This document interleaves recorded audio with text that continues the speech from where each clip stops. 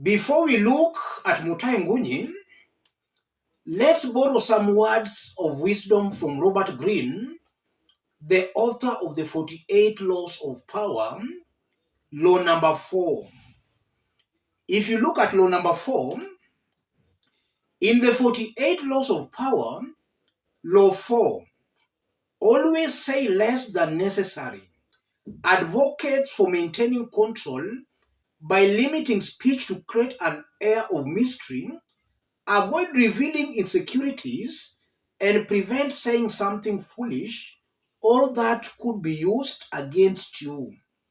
Speaking less also allows you to observe and understand situations and people better, enhancing your power and influence. As a leader, always say less than necessary. Don't be too mouthy. Don't talk too much. The more you talk, the more the chances of you saying something bad that can be used against you. So as a leader, you should always talk less than necessary. The more you talk, the more likely you are to make mistakes. And if you look at Rigathi Gachagua, Rigathi is a perfect example of a leader who was consumed by his own mouth. When Rigathi was being impeached, one of the reasons that was highly canvassed during his impeachment was his shareholding remarks. That was one of the grounds that was brought forth for the impeachment of Rigathi Gachagua. And indeed, Rigathi was impeached because of that. Now in the opposition, Rigathi is also talking about high cousins. And for those who don't know or don't understand what high cousins means, high cousins, Rigathi is trying to divide Bantus from the Nilotes, from the Kushites. In that he's trying to say that Bantus should gang up against Nilotes. That Bantus should actually come together for them to grab power, for them to take power from a Nilote, William Samoei Ruto.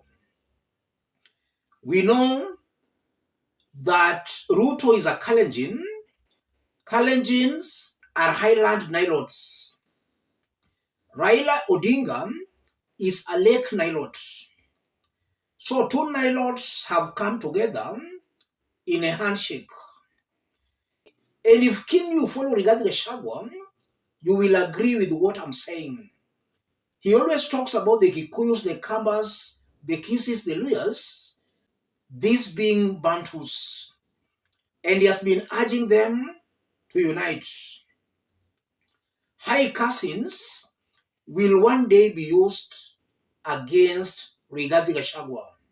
How I wish Rigathi would talk less than necessary.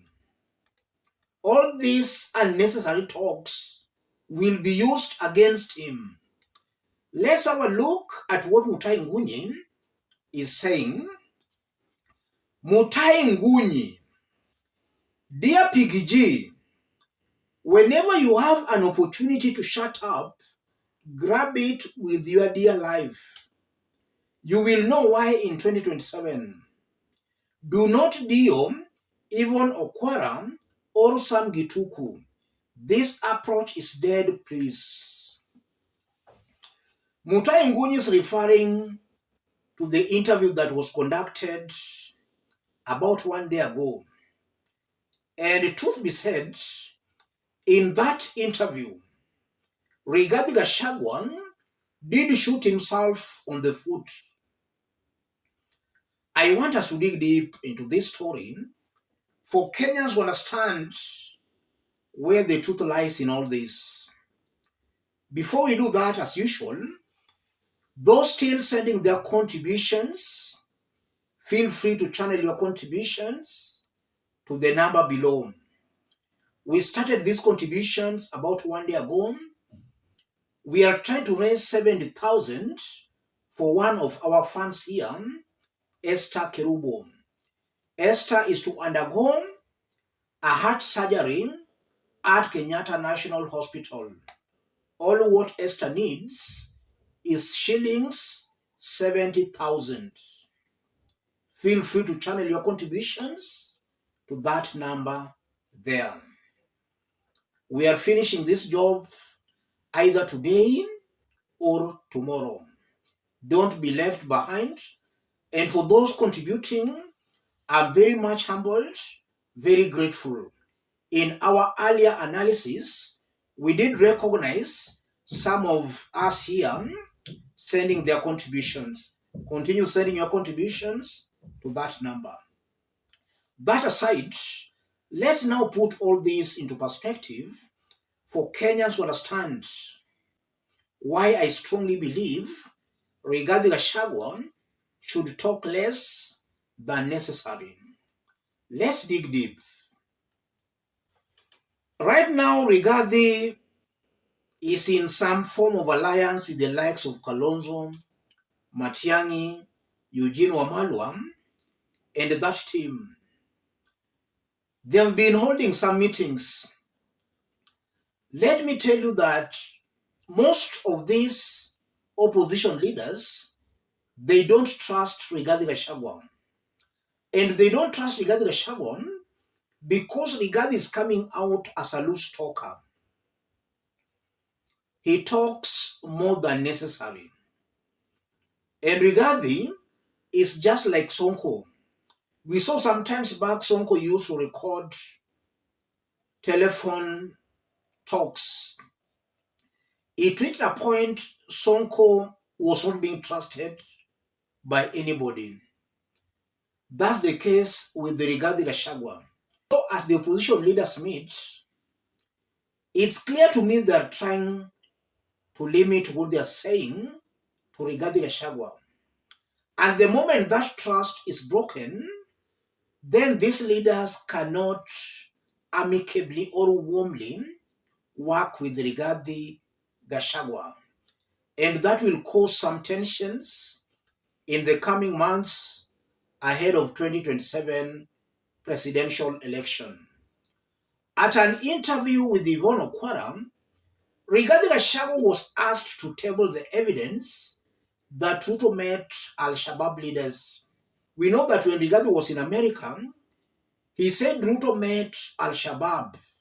So when he was challenged by Yvonne Okwara at an interview, Rigathi Gachagua could not prove that. And that in itself portrayed Rigathi Gachagua as a person who is just talking without any evidence. He just talks. He's a loose talker. And as a leader, you should be a loose talker. That can easily be used against you. Your opponents can use that to hit you very hardly politically. And also, if you look at Rigathi Gachagua, the way he has been talking, he was talking of kuweka mitego. Huyu mzee wa vitendawili ametusumbua kila mahali. Mitego at State House everywhere. The man he was calling huyu mzee wa kitendawili is now comfortably with his boss, the president.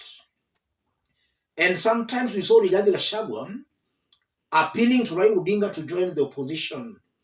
The same man he was saying babake alisumbua na yeye pia anatusumbua, kabila yake inasumbua. So Rigathi sometimes talks without looking at the bigger picture. He's not looking at the future. He's just looking at what is currently happening. High castings might also be used against him because in politics, we don't have permanent friends or permanent enemies, but only permanent interests. Rigathi's interests and those currently in the opposition can change. And should that change, and maybe a Nilot joins the opposition, then I just fail to understand how Rigathi will now change his narrative. All this in a well-functioning democracy where individuals or citizens of a country are very awake to the remarks coming from their leaders. Should it reach a point where now Rigathi has to negotiate a deal with maybe Nilotes or Kushites, not necessarily Bantus, then Rigathi Gachagua will be forced to explain why he was against Nilotes or Kushites. In Kenya's politics, we don't have permanent friends or enemies, but just permanent interests. Interests can change. Rigathi should not be too much hard on other ethnic communities. He should always avoid such divisive narratives, such as shareholding, such as high cousins, referring to Bantus, Nilotes, Kushites. Let me stop it there, ladies and gentlemen. If you are watching us but you have not yet subscribed, subscribe, give the video a like. Any other person watching us outside Kenya, drop a comment, let us know from which part of the globe you are watching us from. If possible, subscribe, give the video a like. And to those still sending their contributions, thanks for all your contributions. And when we'll be through with all this, we'll let Kenyans know exactly how it went and how it has ended. Thank you. God bless you. God bless Kenya.